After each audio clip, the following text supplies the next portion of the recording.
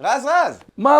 לא הצלחתי להפיל עם זה את הקיר? מה זה המברגה הזאת? עם זה אתה רוצה להפיל את הקיר? נו בחייך, זה מברגה! זה נועד רק להבריג ברגים, וגם קצת לקדוח, אבל עם זה אתה לא תצליח להפיל את הקיר. וואלה, אז אתה יכול להביא לי משהו שכן יפיל את הקיר? איזה שאלה, בטח שאני יכול להביא לך. בוא תראה איך מפילים קיר. גל! עם זה ניסית לעשות חור בקיר או להפיל אותו? בוא תראה מה עושים. עם זה קודחים בקיר.